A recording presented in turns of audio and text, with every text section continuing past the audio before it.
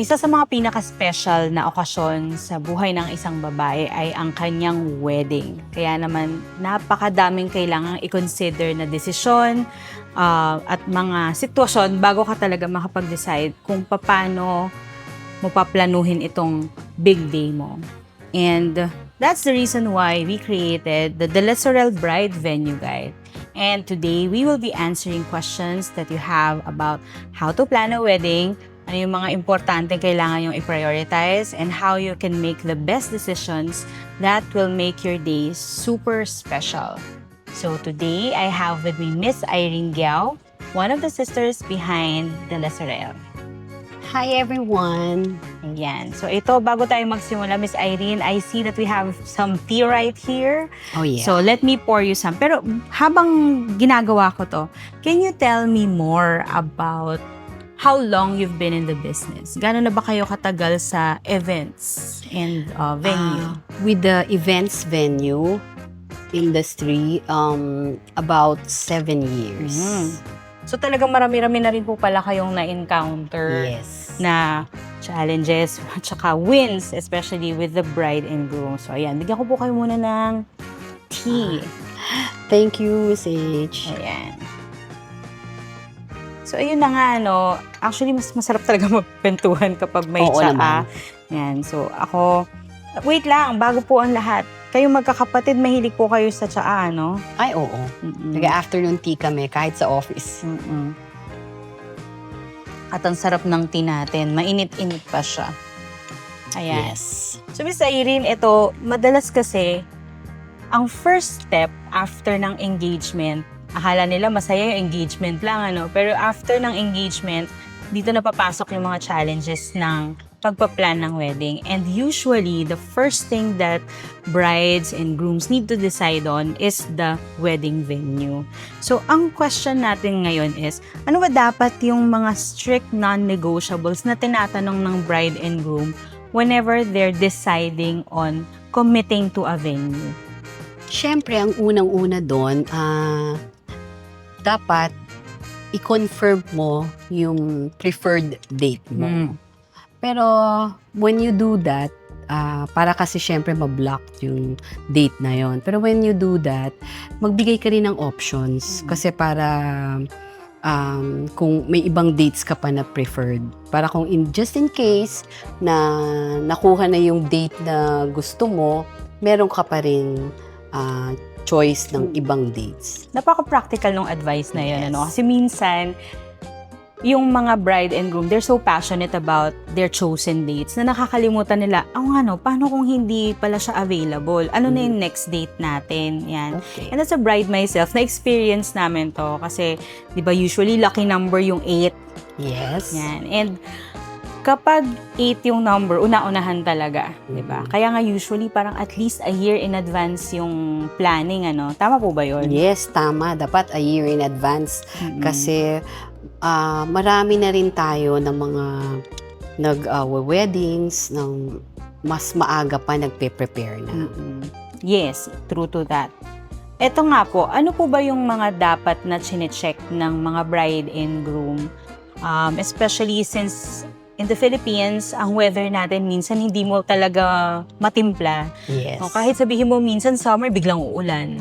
Or kapag December naman, akala mo malamig pero minsan mainit din. So, Yes. ano po ba dapat yung mga chinecheck nila when it comes to the venues plan for sudden changes? Usually, kasi pagka, month of May pa lang minsan, rainy season na. Pero mga June, July, August, September, rainy seasons na yan eh. So, pag ganyan, dapat i-check natin kung dadating ba yung mga guests natin dun sa venue, komportable ba sila? 'Di ba? Hindi natin naiiwasan. Minsan kasi kapag yung venue ay nakapark pa sa labas. Tapos tatawid pa yung guest natin. So, most likely mababasa sila kung umuulan kahit naka-umbrella ka pa. Yes. So, check the place para at least makita nyo yung comfort ng lugar. O lalo na especially when weddings, kasi minsan yung attires natin kailangan talaga pag-iisipan. So, kailangan talaga i-consider natin, lalo na kapag may mga puddles ba, mga nababasa ba. Yes. Tapos, yun pa, isa pa, yung safety. Kasi minsan, kapag nga biglang may ulan, may mga puddles dyan, prone sa mga dulas-dulas. So, paano po dapat yung mga chine-check pa nila pagdating sa safety? Dapat chine-check talaga yan. Kasi hindi naman natin naiiwasan.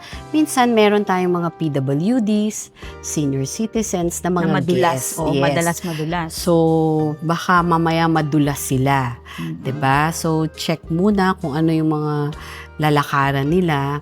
Kasi other place naman kasi depende, merong soil, yung flooring, or meron naman din talagang concrete. Lalo na pag garden wedding, sana hindi natin maiwasan. Hindi natin maiwasan yun. Also, kailangan din natin i-consider na friendly nga sa mga senior citizens, sa mga PWDs. Dapat at least may ramp to get to the venue. Para okay sa kanila. Tsaka, consider also the steps. Mahirap kasi umakyat kung ang lalaki pala ng steps ng lalakaran nila. Actually, na-notice ko po yan dito sa De La Sorella, no? Kasi marami na rin akong mga venues na napuntahan. Siyempre, nandun na ako sa age na talagang weddings yung mga friends namin yung nagpapakasal. So, we go to different venues din. At napansin ko dito sa De La Sorelle, very cute yung steps. Hindi siya sobrang taas, hindi rin siya sobrang baba. Okay. Usually kasi, yung mga, meron sa carpentry, merong maestro, karpentero, meron silang tinatawag na sa mga steps, pag gumagawa ng stairs, meron tinatawag na señorita steps. Yun yung in-apply namin dito.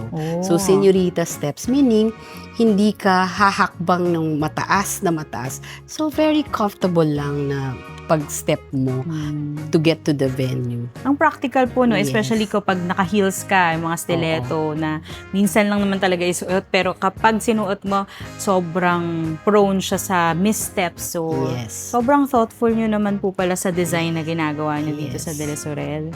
Yes, kasi challenging yun, Yung naka-heels ka, naka-stiletto ka, tapos aakyat ka ng medyo malalaki yung steps. Challenging talaga yun. So, we thought of it na ayusin namin ang mga steps. Yun nga, señorita steps. Oo. Kaya pala parang senyorita din yung mga Yes. Yun. Ito rin po, kasi usually nauso ngayon sa mga weddings, yung meron mga food stalls, yung mga pika-pika while they're waiting for the guests. So, isang natuwa ako dito sa venue is meron tayong space na backup.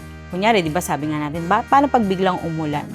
Meron tayong mga places dito na pwedeng pagsilungan for Plan B. So, can you tell us more about that po? Actually, pag umulan, malaki naman ang space ng De La Sorelle. So, may mga lugar dito na pwede kang sumilong. Makakover ka kung umuulan.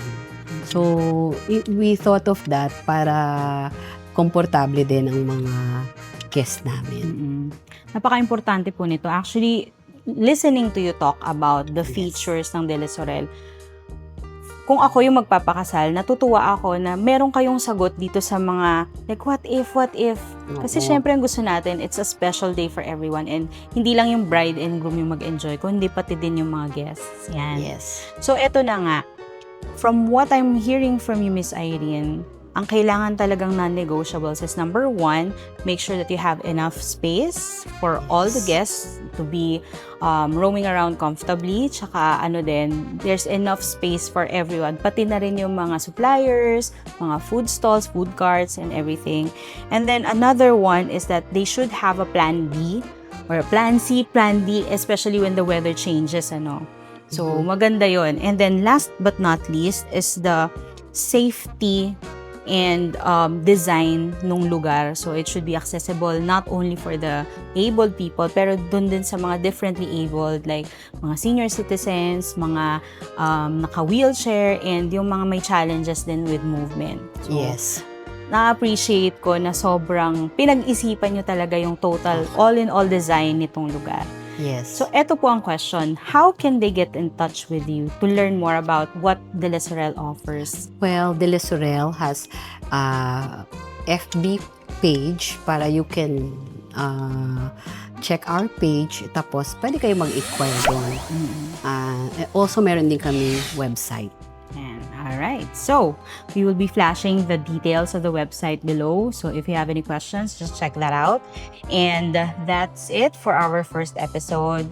We will be talking more about the questions that you might have. And if you have any further questions na hindi namin nasagot, let us know in the comments below so that we can answer them in the next episodes. So, that's it. See you again next time.